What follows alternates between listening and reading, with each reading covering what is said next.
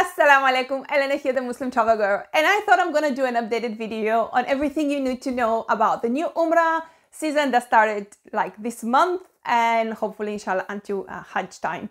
So this is an updated version because obviously the season started and the questions started as well. I have a question list here that I've written them down, so I'm just going to read them and kind of go through them because it's easier. There were so many questions. They kind of repeat themselves, but I'm going to go through them inshallah just to kind of reiterate what is needed and what is not. So please stick around. And if you like this video, subscribe and give it a thumbs up because hopefully more people can benefit this way as well. So number one question that gets asked is, what do you need? Do you need COVID vaccinations? Do you need meningitis vaccinations? How does that work now? And what are the requirements? Well, the easiest way is that you don't need COVID vaccinations. They removed that actually during the Ramadan season. You also don't need a meningitis vaccine because that is only required for Umrah visa. And I have a separate video of the difference between Umrah and tourist visa. So please check that out. But you don't need meningitis vaccine. You don't need a COVID vaccine. You also, because you don't need those two, you don't need to subscribe to the Mukim application, which is what was the locator passenger form, and it asks you for your vaccine status. So ignore that. You don't need it simply because you don't actually need a vaccine. During Ramadan, they actually removed the Tawakkalna app, which was required before with your vaccine status. That is not required anywhere in Saudi Arabia now, so you don't have to worry about that either, which makes it so much easier because now, even if you're not vaccinated, you can visit other cities around the kingdom as well on your tourist visa, which I highly recommend you do because it's a nice place to visit as well, and they do have some amazing history. Number 3 of this whole thing that was in my head was the fact that you don't need masks. I mean, I highly recommend you actually keeping your mask on during your Umrah and while you're in Mecca and Medina, simply because there's so many people and COVID is still a thing, even though it is not that, spread now or because we're getting more immune to it. But still, I would highly recommend you keeping your mask on. Especially if you're doing tawaf downstairs near the Kaaba area, because it gets so crowded and people are around. And even during Ramadan, when I was there, people still didn't wear their masks, which is really something that bothers me because we want to protect ourselves, but we want to protect other people.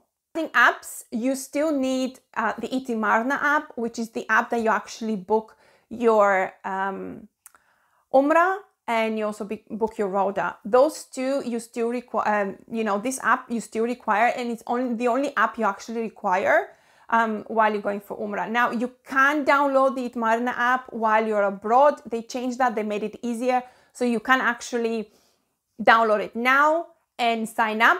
And then about 3-4 weeks before, that is when they open the availability for your Umrah slots. So then you can book your Umrah slot. Now, they did say that if you don't enter the country and you don't have a valid visa, then they will cancel the slot for you, I think 12 o'clock the previous night.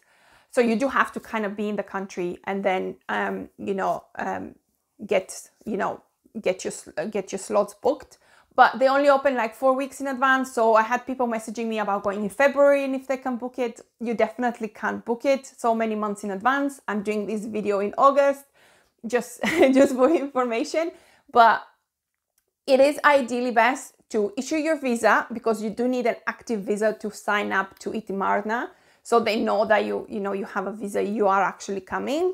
And then about 3-4 weeks in advance, you can book your slot for Umrah and for Rauda. I would say there are available slots for Umrah. The slots for Rauda in Medina are a little bit more hard to come by. So I would say that should be your first call of what you need to book on Itimarna. Simply because I know people worry about booking their Umrah slot if you are going to Medina, and it doesn't matter when you're going. So for example, I went to Medina and actually I could not find a slot for myself because everything was taken. So that means that your first port will be to kind of go and try and book for Rauda, especially if you are going first in Medina. And we're there for only a few days, so it makes sense to kind of book that first.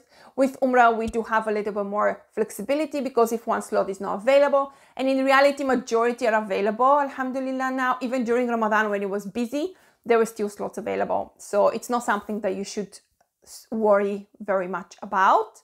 The other thing that I get many questions asked about is the train travel. When can you book your train tickets? How do you book your train tickets, etc.? With the train, for me, is the best way to travel between Mecca and Medina.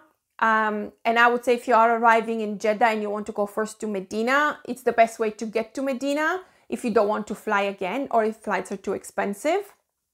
Because the train station in for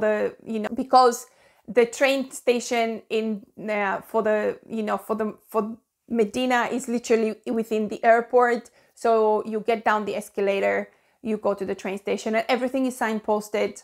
And it's a very easy ride to Medina, inshallah. It's very comfortable, it's very fast. Once you arrive in Medina, you do need to get a taxi to the city because it's just outside the city. It's about 10 minutes drive from the city, but there are plenty of taxis. You can try out Uber and Karim as well to get on, but it's pretty easy to do. And they do have Wi-Fi around the area as well. The train station is nice, it's new, there are coffee shops there. So you don't have to worry that, you know, if you had to wait a little bit for your taxi or you wouldn't find taxi, etc. There are taxis available and you can take one. I think it costs about 40 riyals approximately. Don't quote me exactly on this, but it's about 40 riyals to get to Medina. And it's the same principle with the Jeddah, with Mecca as well. It's a little bit outside the city if you are traveling, so you still need to get a taxi. Taxis are plentiful, taxis are cheap, and it's the easiest and most comfortable way. Of course, if you want to go, you can still take the VIP coach. It just takes longer to get there, but it's also very comfortable and they provide drinks, etc. With regards to luggage in train, because this is a question that gets asked a lot, you actually need to have one hand luggage and one luggage, like standard size cabin luggage, which is what you get with the airlines. They do check, you go through a scanner, they do check your ticket and they do check your luggage. For my husband, when we were traveling, he had a bottle of perfume, I think, that was more than the required 100 ml. So they actually took that. And I know that's the case with many other people as well. So if you are traveling, just make sure whatever you've packed, especially if you've gone to Mecca first and then you've bought things and then you're coming to Medina, just make sure that whatever you've packed fits in for your airport and for your train, because they do check their luggage requirements as well. I did buy snacks and things from Starbucks on the train station. They didn't have any problem with that either. And you could, of course, take your pram with you on the train as well. Buying tickets for the train, I have a link on the website MuslimTravelGirl.com with an explanation of the train, how you book tickets, and the link, and I will link that below.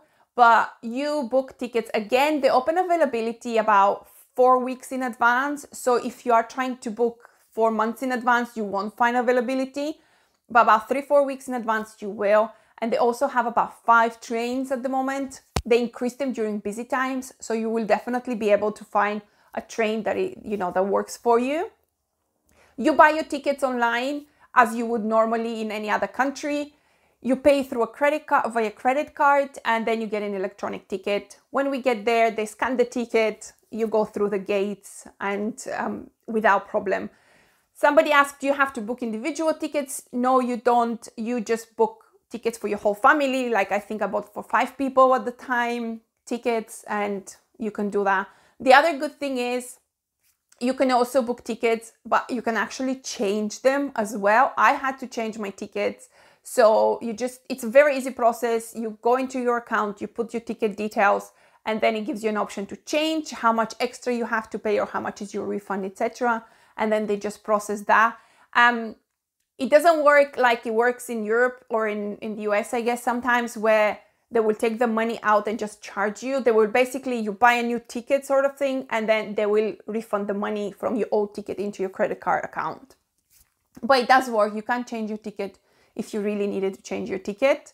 And the other question I get asked a lot about the train is what classes are there and what is worth it. I do have a full review again on MuslimTravelGirl.com for the Umrah train. If you go and you search for Haramain train, inshallah, you will find it there. You can travel in business class, you can travel in economy. Really, they're new trains, they're fast trains, you get to experience and see the city. And whatever class you book, it's comfortable. The business class or first class, whatever they call it, doesn't have snacks like they do, for example, in the UK, but they have bigger seats, more comfortable seats. And I think there are 2 and 1, and I have a review of that because we traveled on it. And the economy is 2 seats and 2 seats like standard trains. So you can do that. They do have screens, I think, in business class, but in reality, it's double the price. I went on it because I wanted to do a review, which I have, but you don't have to. It literally takes you to the same destination. It's comfortable. And the train wasn't that busy. Even during busy time when we went, it wasn't packed because they have so many carriages that you can still be comfortable, inshallah. And you can pick your own seats when you are booking your train ticket. So hopefully that's it for this video. I hope you found it beneficial. If you have any questions, do drop them in the comments, inshallah, and I will try to answer them. But for now, I think this is the only things that have come up and the questions that come together. So make sure you have your Timarna. You don't need a Saudi SIM anymore. You can do it with your normal SIM. And I would highly recommend you still keeping your mask on. I do have a video on children traveling during Umrah with some tips. So please head there if you are traveling with children, inshallah. Assalamu alaikum.